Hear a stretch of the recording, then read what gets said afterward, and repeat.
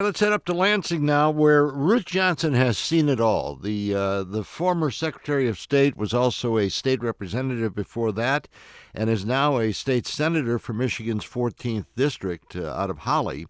And she has got some real concerns about the budget decisions that have been made up there by our governor, Gretchen Whitmer, who just tore apart the Republican budget and then said, "Well, they didn't give me a budget. It was a big mess." She's the one who turned it into a mess by chopping it up. But at any rate, Senator Ruth Johnson joining us on the other end of our line, and she thinks the governor's using some people here in the wrong way. And Ruth, first of all, good morning. Nice to have you with us. Good morning, Frank. It's really good to be here, and I'm so proud that the legislature was able to pass a balanced budget on time with no new taxes.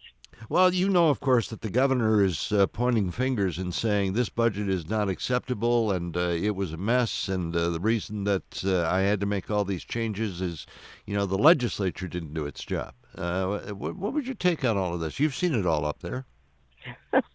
Yes, I think most of it anyway. If you want to fix the darn roads, then you shouldn't veto the darn money. And that's what happened. And also, she vetoed many other things that she really wanted as a way to try to manipulate the legislature into her 45-cent gas tax.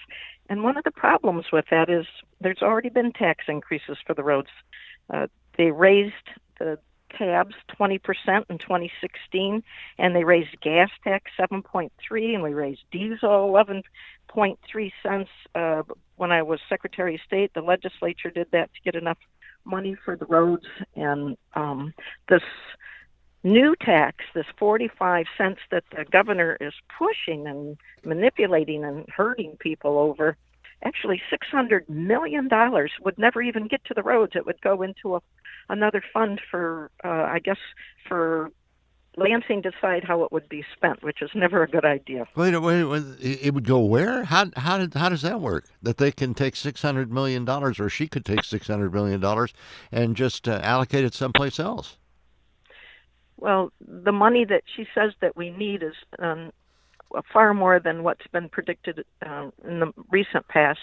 But even if you use her really high numbers, that would give her $600 million a year that would never even make it to the roads out of that 45-cent gas tax. We would have the highest gas taxes in the United States of America. It hurts people that have to go to work, young people that are middle class or are making ends meet.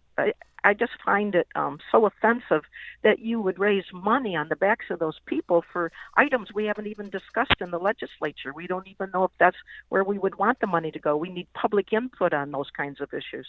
So is that how you come to the conclusion that this is using people as negotiation tools here? Well, the cuts that she made were not cuts that she really wanted. And they're people, it's kids that need a little extra help in school, a line for people that have someone in their family that's autistic to try to give them some resources. It's about education, and it's about making sure that we help people when we can. And those are the things that got cut, and many other things, too, that really weren't things that she ever wanted cut. But she, according to some of the lobbyists I talked to, said, if you want that money, you might get it back if you push the legislature into voting for her 45-cent gas tax. Mm-hmm. The other thing that strikes me is we're being told that if we would just raise this money and fix the roads, our economy would be in great shape. And yet, when we do this chopping and cut programs here in the state, we don't seem to acknowledge that this can hurt us. I think of Pure Michigan, for instance, maybe the best advertising campaign for any state in the nation, which has been a huge success. People on both sides of the aisle agree. She chopped it. And the autism spending, $1 million out of this kind of budget of $60 billion. I mean, that's excuse the expression, chump change. It really is in the big scheme of things. Well, she cut $128 million in school funding for reading programs, school building security upgrades, at-risk funding. She's denying some public school charters the same $240 increase the other schools received, and she transferred $7.5 million on something I've worked very hard on. There's a lot of people that are on well water, and we know that their aquifers contaminated at the state through the Department of Environmental Quality, which is called EGLE now. And we haven't bothered to tell people. I think it's so important. It's so easy to fix.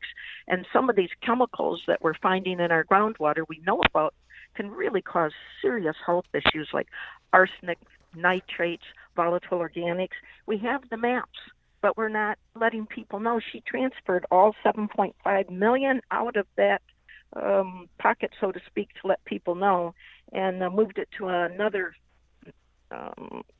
thing that has $30 million in it. She cut $38 million from higher education, including scholarship for kids just starting college right now who are counting on them, and $375 million she cut in road funding when she says we need more money for road funding.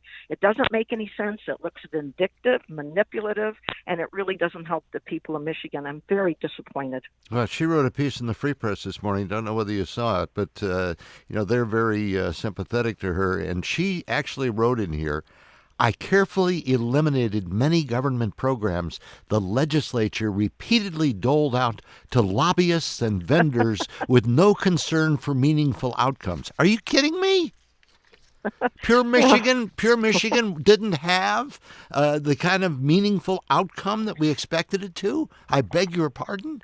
So I just flip out when I see that kind of stuff. I don't know. Higher education, you're talking about kids that need a little extra help to learn how to read. You're talking about people that have somebody in their family with autism.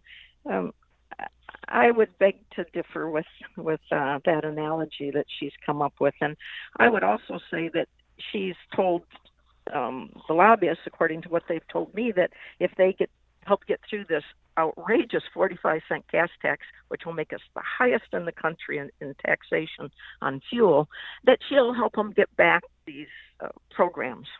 So really, it's more about manipulation than about anything. That's a bribe. Yeah, that's what it comes down to. It's a legal bribe. So hey, you help me here, and I'll get your money back for you. Maybe. Yeah, maybe. Well, maybe. Ruth Johnson, we thank you for pointing all this out, and like I said, you've seen it all up there, and nothing you would think surprises you, but then things like this pop up, and you shake your head a little bit and go, "Man, have I really seen this before?" It surprises me, Frank, and it saddens me because I have worked with 4 governors, and I've never seen anything quite as vindictive, quite as manipulative in the whole time I've been up there. Yeah, that's sad to hear. Ruth Johnson, thank you so much for the time. I appreciate it. Thank you, Frank. Have a great day. You too. Senator Ruth Johnson.